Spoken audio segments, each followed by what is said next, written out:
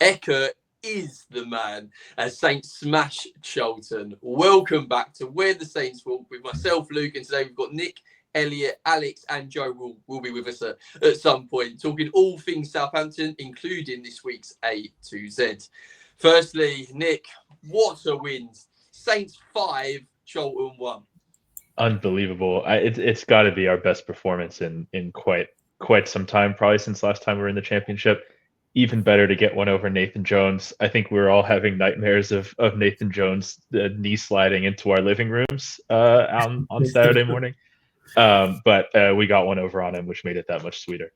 Yeah, definitely. I think it was talked about the Nathan Jones derby, wasn't it, Elliot? So to get the win was brilliant. But what a way to do it! 5 goals in the first half, especially with the season that Saints have been having.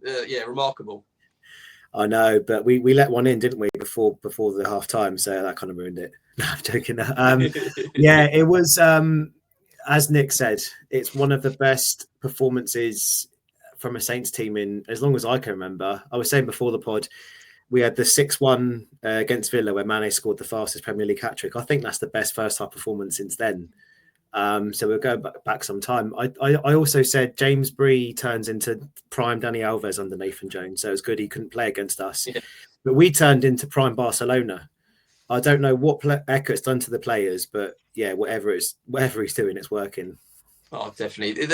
We'll talk about obviously all the goals a little bit more individually, looking at what it's done for the team and the confidence going forward, etc. But the main goal I want to talk about is the back to front goal, Alex. It was a beautiful thing. People get nervous, don't they? When you try and play out from the back, the fans get a little bit edgy. But when it comes off, doesn't it look so sweet? Yeah, especially after kind of the experiences we've had with Russell Martin. Playing around in our own box is a bit of a touchy subject, but we did it well. I think bringing Bazunu back in makes sense if he wants to play like that because he played it well. And then when that long ball was available, because Charlton's press was just awful, we were able to play it through the lines, and it was a brilliant goal. Yanda making the run from midfield, really good. It was quite strange how Charlton let us do that. If you want to play against Saints, I think you need to either press really high or sit deep. They sat high and didn't press us, so it was so easy. And goals like that. It was 2 or 3 goals of that kind of ilk, and really good ones. Yeah, definitely. Nice to see you, Joe. I imagine you're just getting home from celebrating the win. Is that right? I would like to say yes, but no, I was at a family event. Sorry. I had a bit of connection issues with my laptop. I was driving up yesterday and I was listening to it. I was like, did I just hear that right? Are we really 4-0 up after 8 minutes? Yeah, it was in 8 minutes. Yeah, it was crazy. I did predict a win, but I didn't predict that high of a win. But yes, what a great day. Yeah, brilliant. Let's talk, Nick, what it does for the team going forward, because obviously it's been a tough season to start with. There's no lying about it. The confidence that it's done for the team in general, but also the likes of Azaz popping up with 2 goals, the confidence that's going to give him going forward. Definitely. I think there are a lot of kind of subtle tactical tweaks that Tonda Eckert made that we could probably touch on later. But one of the biggest things I noticed is that the team just looks like they actually know where their teammates are going to be now. You start to see players making runs before the ball is played. I think the goal that Alex was talking about, the Kasper Yander goal, he starts his run before Armstrong even gets the ball, which I think is just really shows that these players are starting to trust each other a lot more, something that you didn't see under Will Still. And it's only taken Eckert 3 games to get here. So going forward, I hope they can continue this prime Barcelona magic that they're starting to find. I don't think we're going to get another team pressing us as suicidally high as Nathan Jones tried to do. I think we're going to get a lot more low blocks going forward, but hopefully we can keep the gravy train going. Yeah, definitely. And regular viewers of this show will know I'm a big fan of Tom Fellows, and I thought he played really well, Elliot. I think he's going to really add something going forward for the team now if he can get a real starting 11.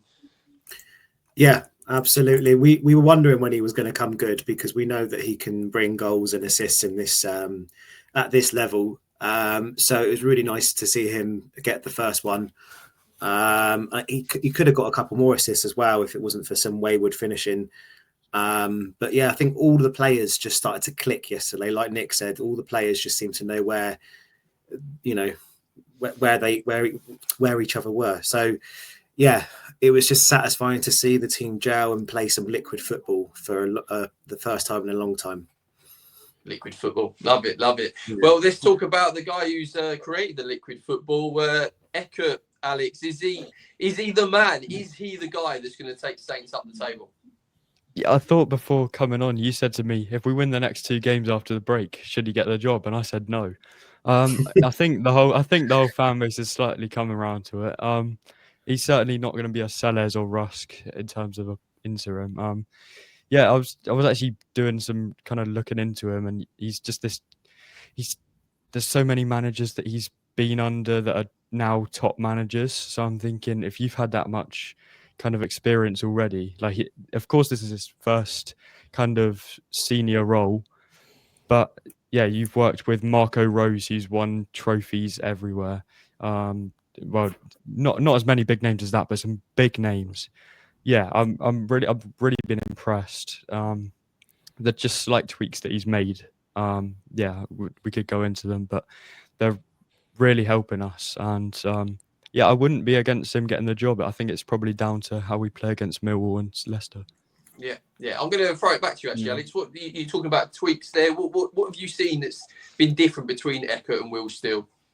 I think it's playing out from the back a lot more. I think Steele was trying to get us to play this direct football, where Eckert's letting us be a bit more patient, and while not going full Russell Martin and passing it sideways and backwards, it's quite progressive. And I think if you're going to play a 3-4-3, you've got to have the wide players making runs, the forwards kind of coming in and just making space for each other. Yeah, and I think, as Nick and Elliot said already, they know where each other are. And there's the players getting on the ball, like Tom Fellows and Manning out wide, getting crosses into the box. There's more players in the box to hit rather than just one player as well. So yeah, encouraging, really encouraging. Yeah, definitely. What about you, Joe? Have you got the faith? Is your faith in Eckert going forward? It's waning more towards the yes, to be honest with you, because yes, it's a bit more possession based, but at least he is getting the results. And as Alex said, it's not the Russell Martin tippy tapping it around the back and hoping for the best. It's more progressive and more forward thinking. I would like to give him the next couple of games to see if he can get maximum points, and then I don't see why he shouldn't get the full-time job on that basis, because he's got maximum points out of the last 5 games. Yeah, you can't really argue with that. What's it feel like, Elliot, around the club, around the fans, etc.? Does it feel like Saints are back? Does it feel like there's a little bit of like identity there in the play, a little bit more sort of a little bit more togetherness within the fan base? I think the problem with being a Saints fan is we've watched the club for a long time, so we know that even when we've had runs like this, we know never to get too carried away. Because I remember when we had Ralph in the Premier League, every time we looked like we might advance to the next part of the league and maybe creep into Europa or something like that, we'd always find a way to go on a bad run of games. We've not had a consistent squad since Ronald Koeman, really. And that was, 8 years ago. So, look, I think it's a massive turnaround from what we were, that Preston home loss, Steele's last game. That was oh God. The fact that he's turned it around in such a short space of time is quite remarkable. I think it's nice because you're going to a game now and you're not dreading it. So the fact that he's managed to turn it around, not only in terms of results, but in terms of positivity and mood and atmosphere is really, really good. So yeah, it's nice to be able to go to a game and not think, oh God, another 90 minutes of this. But I don't think anyone's getting ahead of themselves. We need to, the litmus test is Leicester on Tuesday. if we get a result against them, who knows? But yeah, we know from supporting the club for too long that we can never get too carried away. Yeah, definitely, and that brings us on nicely to our predictions. Obviously, we've got a double game week, so we've got 2 weeks, 2 games to talk about. Starting with the Leicester at home. Like you say, Elliot, it's going to be a game to really sort of test the Eckert ball, if we're calling it that. Nick, we're going to throw it to you, please, mate. What is your predictions for the Leicester game? What are you expecting from it? Sure. I mean, I said we're going to see a lot of low blocks. I don't think Leicester are going to play a low block. I think Leicester have the confidence to come out and play, even playing at St. Mary's. And if Eckert has the lads kind of clicking like he did against Charlton, that may not work out too well for them. I'm going to say I don't see us keeping clean sheets, even though Bazunu with the beard, I think always plays better than clean shaven Bazunu. But I still think we're covers more of the goal. Yeah, exactly. I still think we're going to let one in. I'm going to say 2-1 to Saints. But I also just wanted to, before we wrap up on Tonda Eckert, he took a big risk playing Cam Bragg yesterday, starting him from the beginning.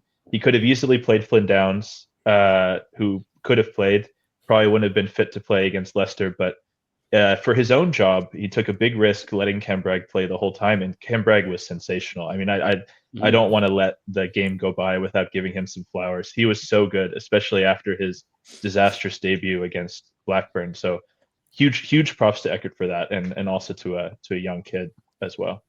Yeah, no, I like that a lot. Alex, what about you, mate? Your predictions for the Leicester game? Are we going for a Saints win?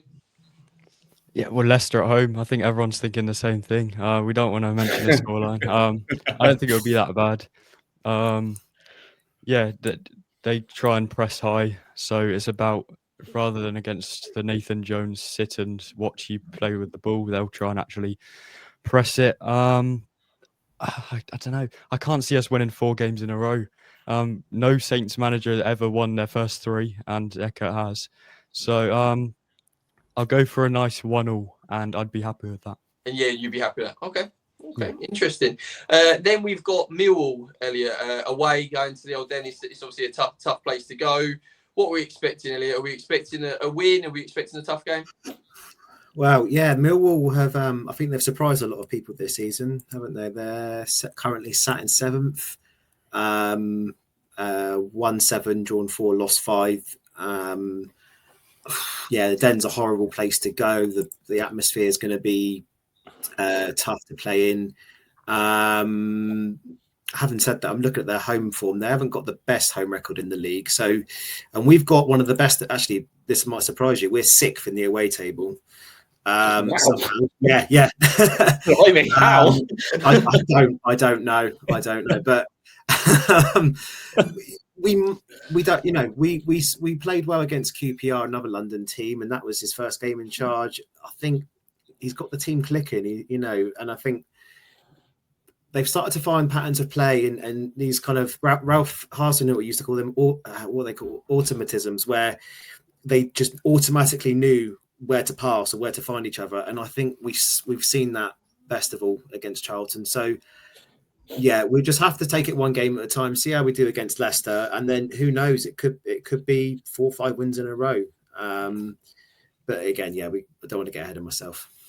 Yeah, definitely. But I that's a great point you make about these sort of automatic knowing where players are going to be. I think that's so overlooked maybe by many people. I think you can have all these star players and these technical ability, etc. But if you haven't got the team blending and the cohesion's there, it doesn't matter. You need to know what If you're a centre mid, you need to know your winger. Is he going to go in behind, or is he going to try and come to fit? All them different things that definitely add up. Joe, what about you, mate? Millwall away, 3 points. As Elliot said, it is a tough place to go to. I would be happy with a 1-1 draw, but my head is saying a 1-1 draw. My heart is saying a 2-1 win. So I'm going to go with a 1-1 draw. Sod it. I'll be happy with that. That's fine. I'm sure, Joe, you messaged me saying you're going to be positive this week. There has been more positivity, to be fair to me. But yeah, I mean, as Elliot said, I don't want to get too ahead of myself, and we'll get to five wins in a row. So yeah, gonna rein it in a little bit. Yeah, no, but like I said, a point, especially away. Like you said, Yeah. it made the point. Millwall are having a very strong season, so Exactly. a Yeah, point, they're really good. bad result at all.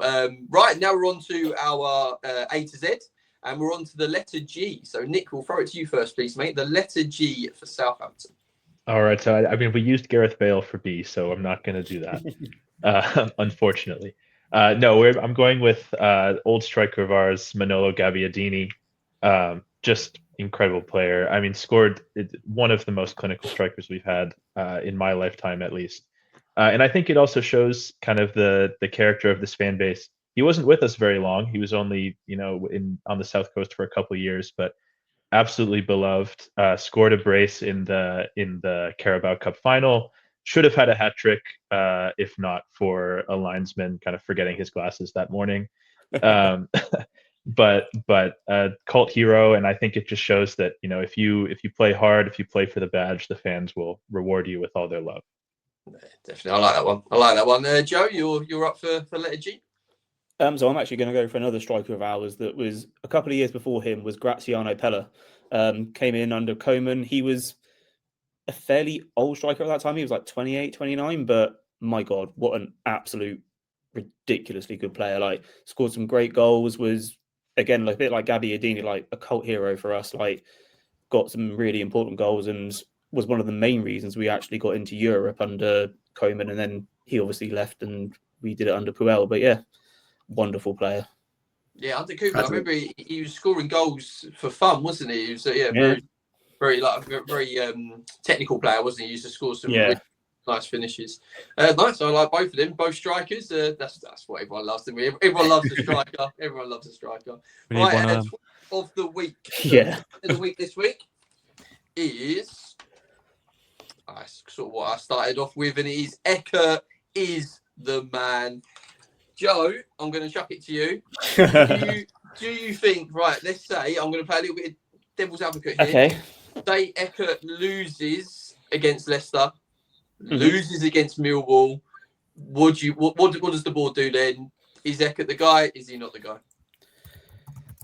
I think if he goes ahead and loses these next two games, then I don't know. But the thing is, I don't know who we would pick out of the available options, because obviously Middlesbrough are looking for a manager. Like, obviously Norwich have got one, but Borough are also looking for a high quality manager. Borough have got and theirs. Swansea as well. Oh yeah, have they? Oh, okay. Yeah. All right, fair enough. Swansea maybe, but I don't know. Yeah. Yeah, maybe. I would probably still appoint him because he has brought a lot of calmness to the team. Like, we're playing more sensible football, and yes, it's possession based, but it's not that Russell Martin tippy tappy around the back. It's more progressive. So yeah, I don't see why, even if he does lose those next two games, I don't see why they wouldn't give him the job full time, to be honest. Yeah, I like that. Luke, can I quickly add to that? Sorry, I just wanted to kind of, if we lose to, I think Leicester's a huge test for him, his adaptability, because with the Tom Fellows wingback thing, it's well and good against Charlton when they can't punish it. Abdul Fatu is going to feast on Tom Fellows if he ever gets isolated in space. So I think it's a big test for Eckert as to can he adapt against what the opposition are throwing against us. If we get battered by Leicester and he has no answer for that, I think that raises kind of major questions about, can he only do one thing, or can he kind of build the team? Yeah, I think that makes that's the difference with a lot of managers, isn't it? There's so many managers out there that just stick to their way. But kind of what separates a good manager to getting a world class elite manager is the managers that can sort of adapt and be a little bit more adaptable in their style of play. Lovely boys. I appreciate your time. What a game, and what a great way to get back from the international break, and long may it continue. Thank you everybody for watching at home. Please like and subscribe. Get involved in the comments below. Let's see what we got in store for this week.